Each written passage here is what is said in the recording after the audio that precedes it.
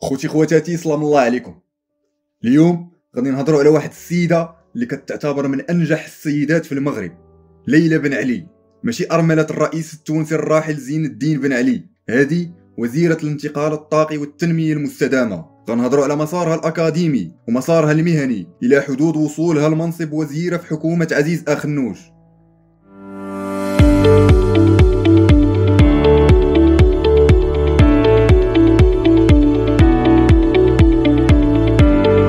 ليلى بن علي هي خبيرة في مجال الطاقة وسياسية عن حزب الأصالة والمعاصرة. السيدة بن علي هي خريجة المدرسة المحمدية للمهندسين، وأيضا خريجة المدرسة المركزية بباريس، وحاصلة على الماجستير في العلوم السياسية والدكتوراه في الاقتصاد الطاقي من معهد الدراسات السياسية سيونس بو في باريس سنة 2010. وطروحة الدكتوراه تمت تحت إشراف الدكتور جان بول فيتوسي دكتور العلوم الاقتصادية.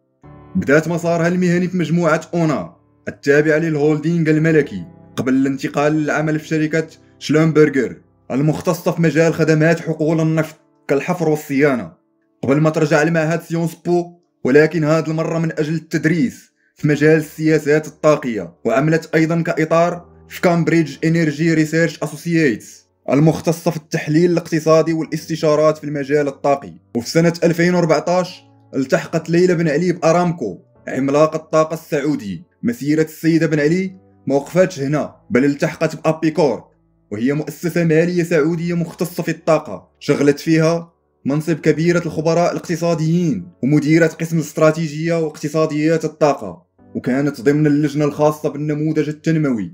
وفي 7 أكتوبر 2021 تم تنصيبها من طرف صاحب الجلالة الملك محمد السادس كوزيرة للانتقال الطاقي والتنمية المستدامة في حكومة عزيز أخنوش. ولسوء حظها أنها جات في مرحلة طاقية صعبة عالميا، خصوصا مع الحرب الأوكرانية الروسية وقطع العلاقات المغربية مع الجارة الشرقية، الأمر اللي أثر على غازوديوك ماروك أوروب، وحتى الارتفاع المهول لأسعار البترول في السوق الدولية. وكيبقى أهم ملف على مكتب الوزيرة هو ملف مصفات سمير، اللي التصريحات فيه متضاربة وغير معروف سبب عدم رغبة الوزارة تأهيل المصفات. وفي الأخير وقبل إنهاء هذا الفيديو أسألكم الدعاء للجد بالرحمة والمغفرة ولكل أموات المسلمين.